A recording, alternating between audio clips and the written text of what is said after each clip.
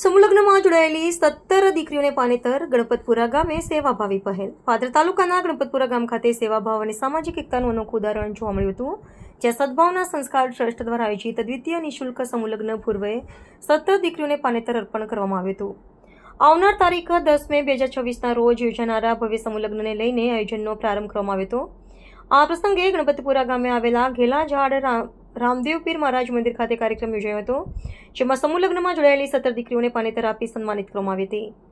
આ પવિત્ર કાર્યમાં દાતા શ્રી અર્જુનસિંહ બેચરભાઈ પરમાર તથા તેમના પરિવારના હસ્તે દીકરીઓને પાનેતર આપવામાં આવ્યું હતું. દીકરીઓ અને તેમના પરિવારજનો માટે આ ક્ષણ ભાવુક અને આનંદમય બની હતી. કાર્યક્રમમાં ટ્રસ્ટના સંચાલક નિતેશભાઈ રાવલ સહિત ટ્રસ્ટીઓ, સમૂહલગ્નમાં જોડાયેલી દીકરીઓના પરિવારજનો તથા ગામના આગેવાનો મોટી સંખ્યામાં ઉપસ્થિત રહ્યા હતા. સામાજિક સહકાર અને સેવાભાવથી ભરેલો આ કાર્યક્રમ ગણપતપુરા ગામના ગ્રામજનોના સહયોગથી સફળતાપૂર્વક પૂર્ણ થયો હતો. આવનારા સમૂહલગ્ન માટે પણ લોકોમાં ઉત્સાહ અને ઉમંગ જોવા મળ્યો હતો.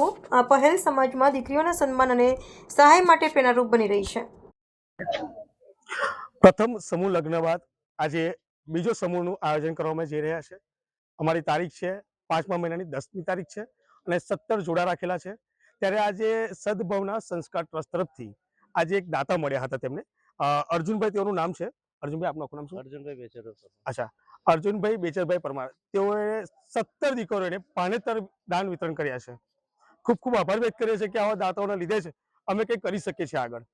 અને આવા નવા દાતાઓનો જો અમને સહકાર મળી રહે તો 100% આવનાર મહિનાઓમાં પણ કે આવનાર વર્ષમાં પણ વહેલી તકે અમે બીજું સમૂહ લગ્ન ગોઠવીશું તેવી ખાતરી આપીએ છીએ. મીડિયા કર્મીનો ખૂબ ખૂબ આભાર, અમારી ટીમનો ખૂબ ખૂબ આભાર, ગણપતપુરાના લોકોનો ખૂબ ખૂબ આભાર કે અત્યારે આ શુભ પ્રસંગમાં અમારી સાથે જોડાયા છે. ધન્યવાદ.